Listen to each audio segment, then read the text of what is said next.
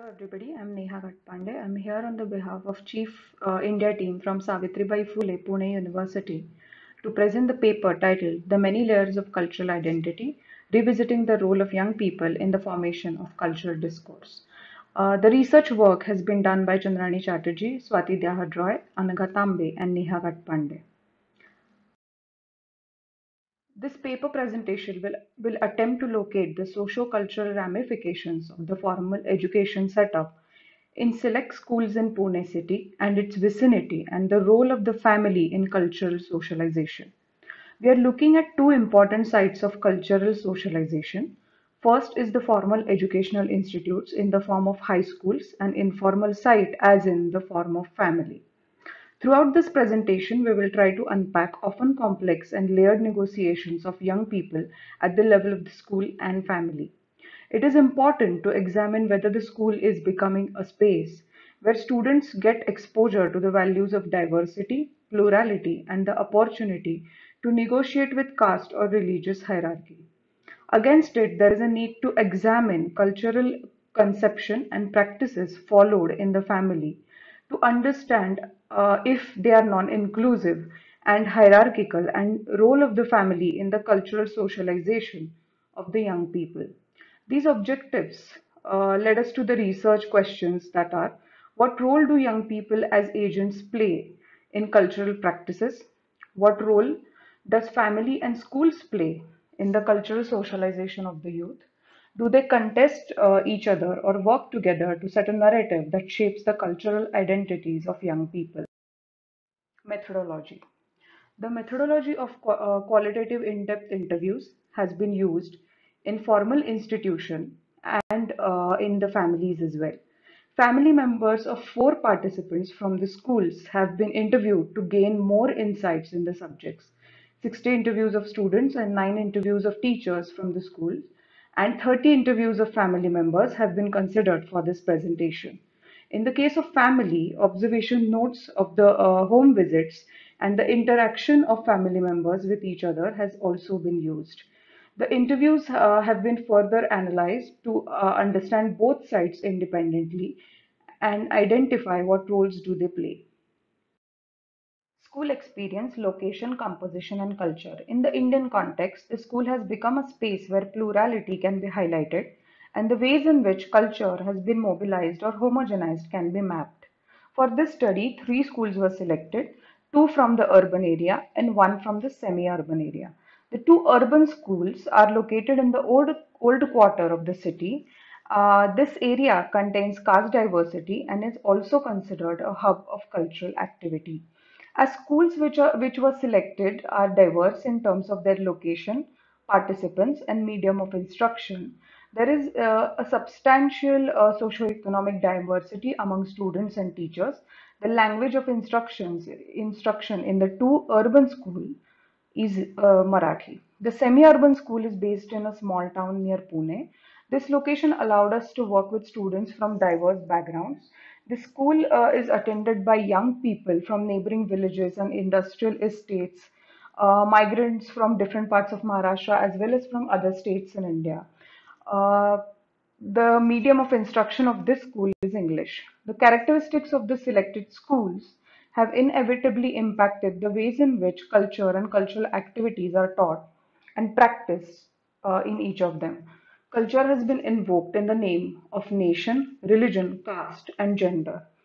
In the urban school, one with legacy of being pioneering school for girls' education in the state, the responses of the students were neat and politically correct. Their idea of culture was homogenized as most of them, though belonging to different castes, had internalized the qualities of the mainstream Brahminical culture, which is dominant at the school. The second urban school had students coming from disadvantaged backgrounds. There as well, a cultural homogeneity in the school could be observed, but students lacked the cultural capital to talk freely about their practices at home. For example, a Muslim student mentioned Hindu festivals that he celebrates and did not mention any Muslim festivals like Eid. Buddhist students or Dalit students did not share anything about the celebration of Buddhist festivals. While in the third school, the semi urban school, With access to cultural and economic capital, the students in the school were very well versed with technology, showed familiarity with hip hop and rap music, and had aspirations of looking West. These differences became one of the crucial points of analyzing the interviews and understanding the layered identities of the young people. Family, getting together, and cultural participation. Family is considered an essential marker of India and more generally of South Asia, both in reality as well as in the imagination of societies and individuals. And it continues to occupy a pivotal space in the cultural socialization of young people. The crucial issue in understanding family is the distinction between family values and norms and the unit of residence. The conception of family in our participants moves between the household unit living together, which is often nuclearized, and the normative family, which is often the joint family. This difference becomes apparent as they construct their identity as a family unit while narrating their family history. Parents and grandparents who were interviewed were more interested in sharing about family history, relationships, and achievements. Young people were found to be overall disinterested in such matters. The disinterest of young people to talk about the family history brings out not only the absence of their attachment to the family, but also their conception of the family in terms of the nuclear household units, in contrast to their parents and grandparents, but their correct connection to their parents and pride about them is discernible. From the interviews, we found three most important factors that contribute to the cultural socialization of the young people on the site of the family, and they are dinners and get togethers, religious festivals, and consumption of popular culture, such as watching movies or listening to music together. Young people find that the time spent together with their families becomes a space for parental control of their behavior, and hence they evade or complain about family discussions or similar. They seem to make a distinction between culture as the tradition shared with the family and culture as leisure shared with their peers or away from the family. As traditions are passed on through family discussions, teachings of how to celebrate a festival in certain way, and control over the gender roles of the young people makes the family as a more defined yet non-inclusive space of cultural socialization. Forming cultural identities, role of the schools and family. After understanding the sites in greater details, it is important to analyze what roles do they play in shaping cultural identities of the young people. The interviews help reiterate the rather complex and intricate nature of connections that one can trace between formal education and the formation of ideas about culture, which in turn feeds into the creation of a nation state. We have also tried to indicate the many ways in which issues of diversity and plurality often simultaneously play out in the narrative of homogeneity that has become a national hallmark. Cultural identity is often constructed through a set of binaries that are created and furthered by a process of socialization. The school environment, curriculum, student teacher interactions, and interactions between students and their peers all create conditions of socialization that play a vital role in the formation of cultural identity. In our interviews, we noticed that the concept of cultural identity, like the concept of culture itself, was not clearly defined or understood by the young people. When asked about cultural identity, they tended to juxtapose their individual and their family's experiences with those of their peers. The family plays a crucial role in forging cultural identity, and in an Indian context, the caste norms and cultural practices are intertwined in such a way that it is difficult to find a universal definition of culture. Many of the interviewed students identified themselves in relation to their everyday practices at home and within the family. They spoke about values and norms they had learned at home, such as respecting elders, pride in their religion and traditions, and clothing and culinary habits. In other words, values and norms that are generally learned more in the family than at school. Thus, as the site of cultural socialization, family works as the disciplinary power idealizing parental authority and demanding unchallenging deference from children. While school, though provides an opportunity to young people to interact with people from diverse backgrounds, still remains a project of cultural homogenization with the dominant intervention of the state. Negotiation with culture in everyday practices. Though the school and family could be seen working in tandem, it cannot be ignored that young people have to fulfill different cultural expectations at different sites. In the family, they are expected to participate in the traditional festivals, hang out with people and friends of similar backgrounds, and adhere to the cultural norms set by their parents and grandparents. While at school, young people are expected to participate not only in religious festivals, which are predominantly Hindu festivals, but also in the national occasions such as Independence Day, Gandhi's birth anniversary, Republic Day, etc. They are also expected to mingle and mix with people of diverse caste, socio-economic class, and gender.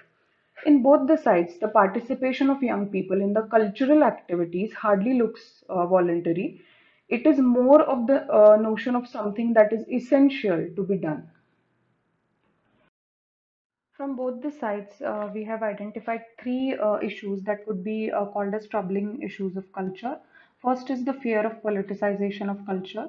This was expressed by young participants and as well as their parents and grandparents in the context of reservation policy.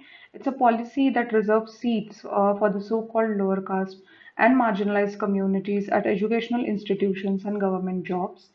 The insecurity about this policy was expressed by the young people by saying that this policy has been taken advantage of politically by certain communities or politicians of certain communities.